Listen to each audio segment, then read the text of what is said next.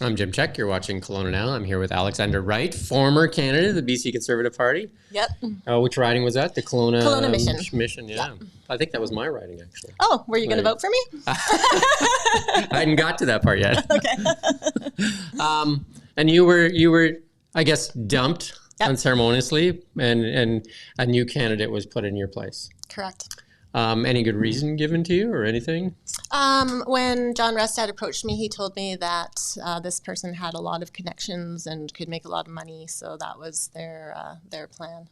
So they were basically treating you like a hockey center, and there was draft day, and they're just like, "Hey, we got a new center that's coming in." It felt like that. That could pass the puck better, I guess, in their mind. And I mean, we were only polling at 43% in the Kelowna Mission riding, so obviously I was failing. Did they offer you a trade, I guess? They did, yeah, Vernon-Lumby. Okay. And I did my homework, and I looked at Vernon-Lumby, but, I mean, Kevin Acton is a stand-up guy who, I think really speaks for his community well. Right. I didn't want to parachute in there and be an out-of-towner, right? So basically, if we look at it as a hockey thing, they say they got a better center in their view, right? Yeah. You would argue probably that you're a better center. And they traded you out and then offered you a trade to, like, I'm not going to say a city like in WHL where somebody say, what's wrong with Saskatoon? I think it's a farm team. No, just kidding. Yeah, so they offered you a trade. And you turned that down. I did. So what's the path forward for Alexandra? Well, I've had a lot of people reach out and ask me to run independently. So I am putting together that paperwork. Whether I actually go through with it or not, it's hard to say right now. But I got into this when we were polling at 2%, not because I necessarily thought I was going to win, but because I really thought that people deserved a different voice to vote for in this election. Yeah, so it is odd that, with the BC United and the BC Conservatives, they seem to be at each other more than attacking the NDP. Like, 8 years of the NDP, I think that's more where the focus should be, right? Because even if we're back to the hockey analogy, shouldn't we focus on the team that is to beat instead of the two underdogs beating up on each other? And it seems like there's a lot of that, and there's a lot of what you call resentment, and seems to be some... I mean, it was a fractured party, right? John Rustad walked away from Kevin Falcon's party, and there seems to be some friction between the two of them because I think there was some movement or pressure for them to come together. Yeah. And that just didn't happen. I think a lot of it had to do with personal kind of like but as stuff to get over with, right? And then I guess the question to you would be, is that choosing to run, would it be more out of that resentment, or would it be actually trying to do more for the people of the city? Well, so ironically enough, I was attracted to the BC Conservatives, obviously, because John Rustad had walked to the floor and because he had made that statement of, I am going to say what I believe is right, and I'm not going to do what my leader tells me to do blindly. So I really actually got into this party thinking that that's what they believed in, and that's why I felt comfortable speaking out for my community with the Sander Fruit Packer issue, because if somebody's doing something illegal and criminal, then they should be called out on it, I think. So now I think the people of Kelowna Mission are in a bit of a bind. They've got a guy who ran for the Liberal leadership not that long ago, who has said some things that I find kind of contradictory to where our party started with messaging. So do they vote for him because he's got the right colors on his jersey? Or do they vote for BC United, who, basically is where he came from? Right. Or do they vote for somebody who doesn't have any allegiance at all, like me, who could actually maybe take their voices to the Legislative Assembly without anybody manipulating or telling me what to think or do? Right. But I guess the question is, if I'm just going to ask you a question. Sure. If you decide not to run, which party would you still support? Like as a whole? I know that's a tough question. That's like asking me, well. But do you know what I mean? Like, because there is, realistically, there's what needs to be done for the betterment of BC, right? Right. So in your mind, where do you think that is? Because maybe I'll preface that a little bit. Sure. Because in the beginning, John Rustad, the NDP had painted him, and even the BC United had painted him as a whole bunch of ists, right? Racist, homophobic, all these things that they had kind of like extremist, Trumpian. Like we've done interviews with a member of the NDP, MLA, and said that he's Trumpian and extremist and that. Yep. But a lot of the actions that he's done lately kind of contradict that, right? With bringing in Eleanor Sturko, even Gavin Dew, which you could argue is a progressive conservative, right? You could argue, because he's BC, like he was running for the United Party, which is, I would say the United Party is kind of that middle of the road party, right? Yeah. And then so a lot of those things contradict what you're kind of just said that too, contradict where you thought the party was. Exactly. But does he not need to do that to try to find some middle ground, because to win premier, you definitely need to serve the majority of British Columbians. Yeah, you do have to serve the majority, but when you are kind of turning away from the people who made your party successful, when you're turning away from having a strong voice or opinion on certain things that were very important to a lot of us, I think, there's just a lot of issues that 6 months ago they were comfortable to talk about, and now it seems like we're pulling back. We're just not mentioning those things that might be slightly inflammatory or, And that could be just like I just said, that could be more of him actually, he looks like, according to the polls, has a legitimate shot. Yeah. And then so obviously if you have a legitimate shot, you need to speak more broadly as opposed to that narrow focus, right? Right. But the problem is we're now in a point where a lot of what he says seems to have socialist vibes to it, right? We're talking about bailouts of big corporations. We're kind of not sticking true to that right conservative thing where, we're a free enterprise party. We support individuals working hard and getting ahead, all of that kind of stuff. It seems like the rhetoric around that has disappeared lately. And it just is more of, let's not say anything too inflammatory so that everybody votes for us because they see how we're polling and they know that we need to get the NDP out. So what do you want to see then? Like if you were somehow the leader of the party, and you got to be premier, what are the things that you want to change? What are the things that I guess are wrong right now and what you want to change? And I guess where do you think John or Kevin are falling down on? They're saying a lot of the right things, right? Reducing taxes obviously is the huge one for us. We are all dying in this province. We can't afford groceries. We can't afford I got one for you. vacations. I interviewed Sonia First to know yesterday, the leader of the BC Green. She wants to scrap the carbon tax. Well, good, because nobody knows what it does or where it goes.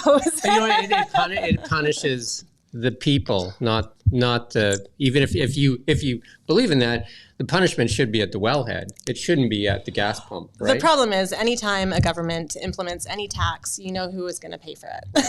and it seems to be that the punishment ends up to being the people that can least afford it, right? Because Always. It's that young mom or dad or where they're trying to put gas in their car, but then they also have to think they have to shop for groceries on their way home and their credit card's already maxed out and they're running out of options, right? Exactly.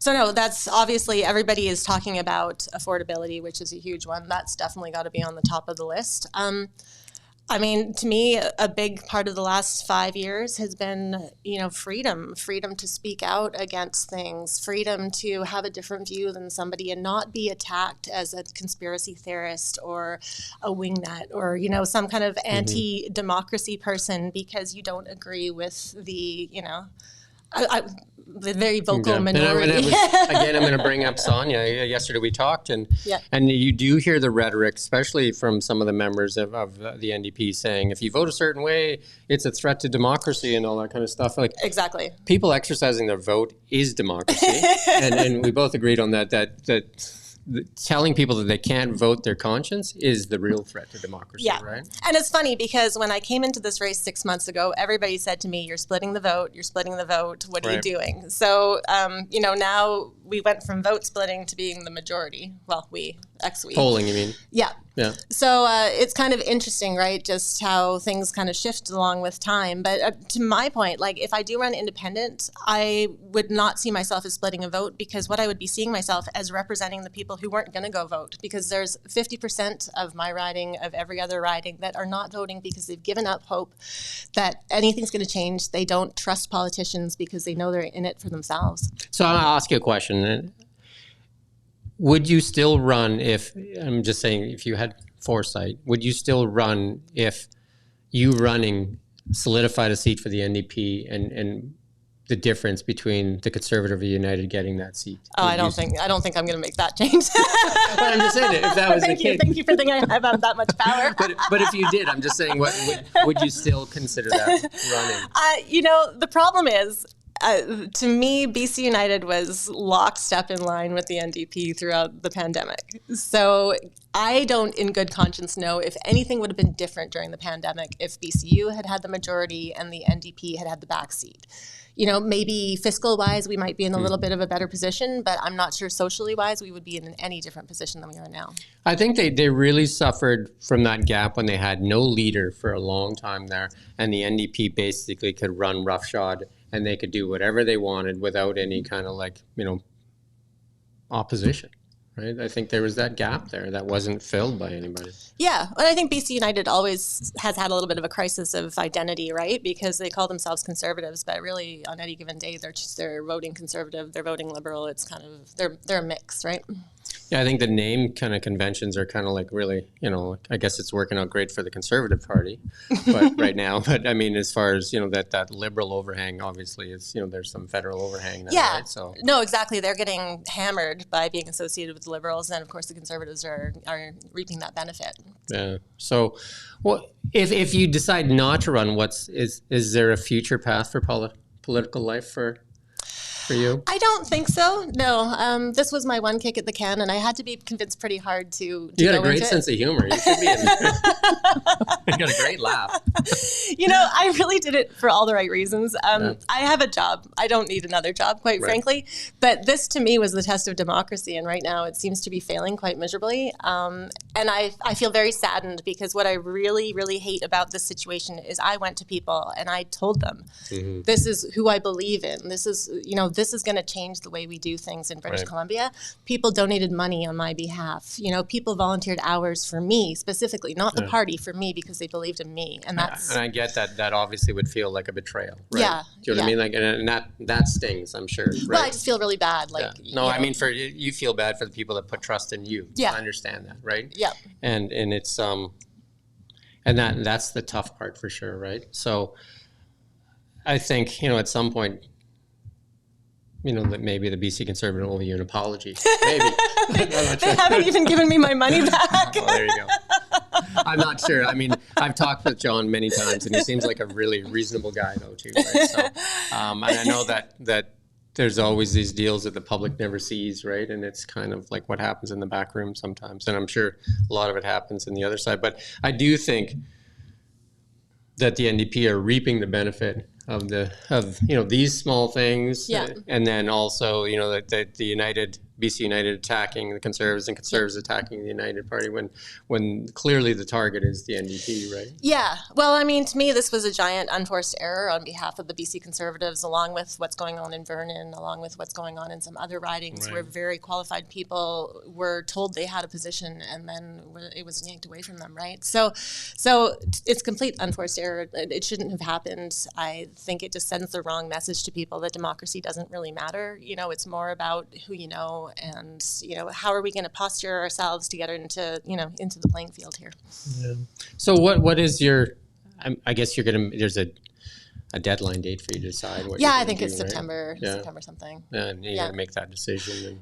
Like a lot of people have told me to do it because they're just really disappointed. But again, a lot of people say a lot of things, and then they back away from actual supporting. So it was hard enough to get volunteers as BC Conservatives. So. No. And I give you an example. One of the because we're fighting this Bill C-18 thing, and then one of the other companies, they got their Facebook back because they were, but he had put out a plan there. He said that he was going to raise a bunch of money, and he got some commitments of $36 million that he was going to get to, build out this different type of media platform. And then when it came down for the money to show, there was $5,000 on the table, right? From 36 million, right? So it's a tough thing, for people to actually speak with their pocketbook, right? So it is. And I think, unfortunately, people are just so apathetic right now. They've really lost confidence that anything can ever be better. So now we're looking at, who's the least worst party to vote for. And I hate that because that's not democracy, that's fear. If you don't run, who are you going to vote for? I might take a vacation that day. I would say, to people, you should always exercise your right to vote. The apathy is what gets us where we are. Absolutely. Right now. Right? We get this because we decided not to vote. Yeah. Right? We decided not to share our voice, and we allowed. Ronald Reagan had a great quote, right?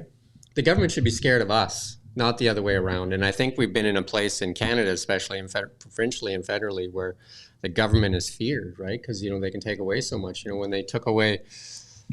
Froze bank accounts. If you decided to donate $250, I think that bakery in Victoria donated $250 and they froze her bank account.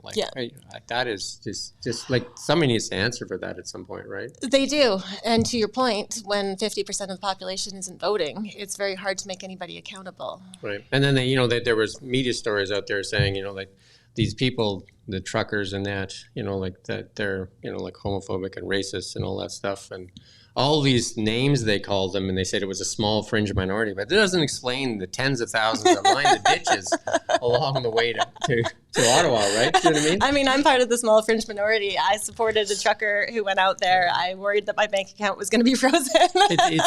It seems to be anti-democratic to say people's choices in a democracy are a threat to democracy, and that to me is the where I would keep pushing that point, just because a democracy only exists because we are willing to listen to people that have a different point of view. That's what Completely. A democracy is, not a group of us deciding that this is what democracy is and the rest of them don't deserve to have Exactly. democracy. And if you even look at social media, which I'm sure you do, the lack of civility, the name calling, the, being able to call somebody an extremist, and therefore I don't have to see if you have a legitimate point. And again, I was very surprised with my conversation with Sonia, where she was saying that it's time for that to end, right? Like we should talk about ideas, not be attacking each other and labeling each other. Because whenever you label or marginalize them, that's all you're doing. You label somebody, you marginalize them or minimize them, right? Because you want to say you're an anti-vaxxer so that whatever you say doesn't matter anymore, Completely.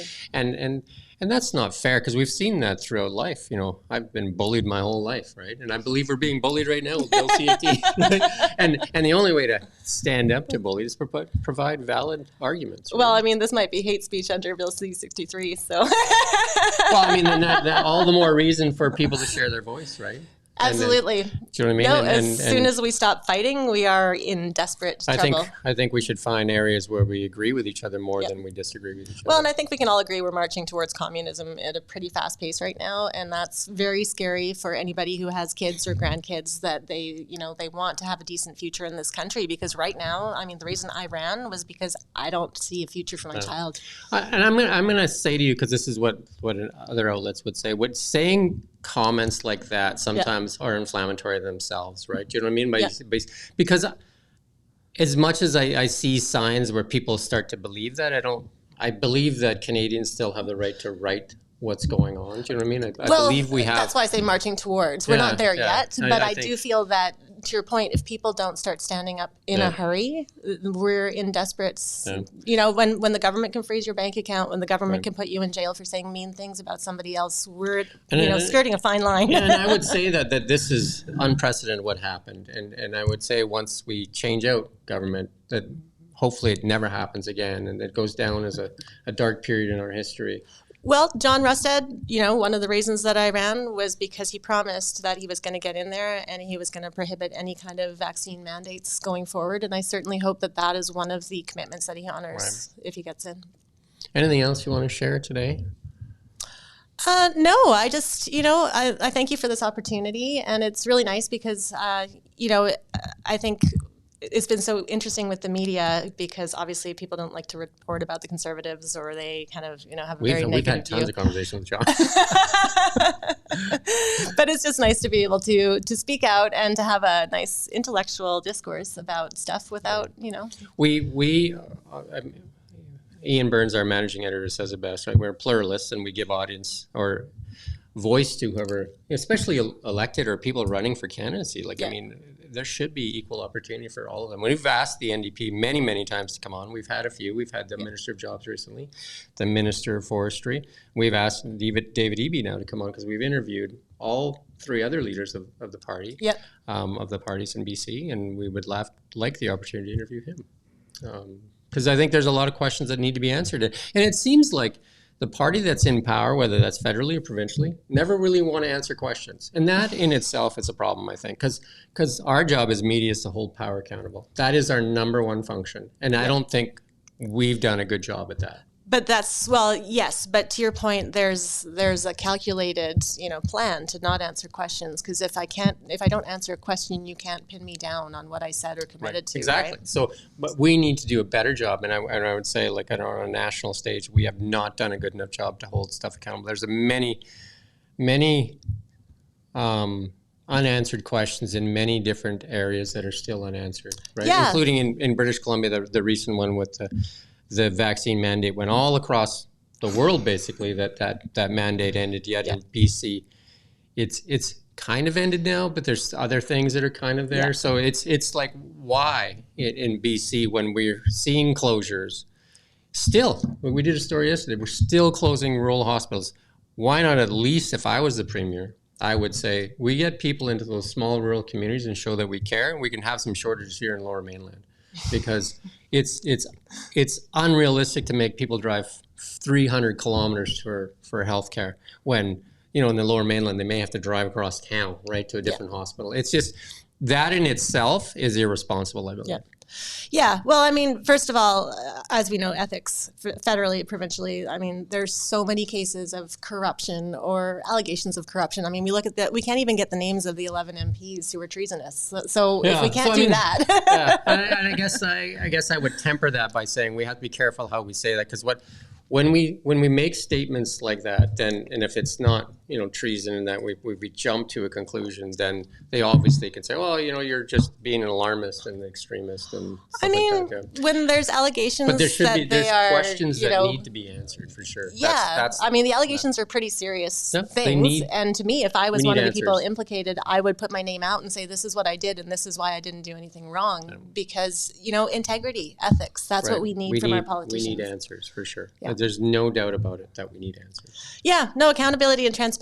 And unfortunately, we're not getting that from this government. I really honestly hope that at some point that changes. But, my recent experience makes me a little skeptical that any of these political parties are going to actually do what they say they're going to do. Hopefully we come to a day again where politics is not the main talking point in most of those things. Wouldn't that be great? Because right now it's definitely the things that are really on people's minds is the kitchen table stuff, right? And that is putting food on the table, getting your kids to soccer, or if you can afford soccer and hockey, and finding a roof over your head, right? Like those are the tough issues, and they've been absent in many of those issues, right? Right now, we have the biggest housing crisis, we have the worst fentanyl crisis, we have homelessness running rampant, we have prices running rampant. We have, like down in the Lower Mainland, and even here, gasoline at extreme prices, right?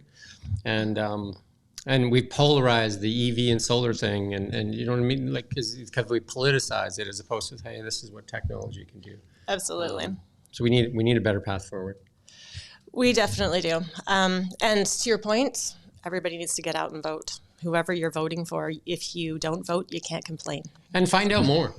Ask hard questions, right? You can send in stuff to KelownaNow. You can send us some questions. We'll ask the questions. Like I said, we'll try to interview as many politicians as we can and get to, and we don't have to do a 2-minute cut here, right? We've been on this, and I think this is where KelownaNow has some strength, is that we can have 20, 30-minute interviews, and we've done it with, John and Kevin several times, where you can get to know the candidate and get to feel, like you can see their mannerisms and all that kind of stuff too, and exactly, see what they have because to say, your point, like, yes, part of it is voting for the party, but a big part is also voting for the person. Is that person entrenched in the community? Do they have ties? Do they care? Do they care? I think that's the main thing. Like, what are their family values? What do they care about the community? And will the community be better off? Because exactly. That's the main thing. So. And speaking of that, I'm having a horse show, Sweet Cherry Stables, on August 31st. So anybody who wants to come on by and learn more about horse jumping or have a beer and a burger with me. There you go. Where's that? It's up in Ellison, 2570 Old Vernon Road. August 31st, about 9 to 3. Is there a website address they can go to? Sweet Cherry Stables has an Instagram and all that stuff, and we'll be Sweet advertising. Cherry Stables? Sweet Cherry Stables. And what date again? August 31st. August 31st? Yeah. So burger and a beer. Burger and a beer. Yeah, those will be, you have to pay for that, but the horse show is free, and it's just, So that's equestrian? It's equestrian. It's horse jumping. Nice. Yeah. Are you a rider? My daughter is. Well, no, I'm scared of them. So you just pay for it then. They're a really great investment. I don't know about the investment part. We got into it during COVID because it was one of the activities that were. That's was almost outside. probably more expensive than hockey. It probably is. I think it's the most expensive event at the Olympics. Oh, man, I'm going to say it's pretty expensive. Yeah, because the horse alone is like $1 million at that level. So wow. We don't have one of those. Yeah, not yet anyway, right? Never. But but that's the thing. It's all about community and collegiality, and we've lost that. We've lost our ability to have polite and friendly discourse with people that we disagree with, and we need to get it back as a society. We definitely need to be able to have a discussion with people that we disagree with. Yeah. 100%. And those people deserve a voice just like anybody else. Exactly. And I think, unfortunately, there are a lot of people right now who think that they know what's best for everybody in society without, putting their feet in those people's shoes. So we have to get back to a place of being humble and understanding that anytime we don't you have the label answers. somebody, and we've talked in our newsroom, I think it's been a couple of years not to use anti-vax and those kind of words in our headlines and that, because what are we trying to do when we're trying to do that, right? Exactly. Like, what are we trying to minimize and marginalize somebody? It's like that's Totally. Even though that some people feel like justified in vilifying people. I mean, well, 6 months ago, people were calling me a homophobe because I was part of the Conservatives. So there you go. Thank you for coming in. Thanks for having me. I really enjoyed it. We'll chat again, I hope depending so. on what's going on. Oh, God. And I thank you for watching Kelowna Now.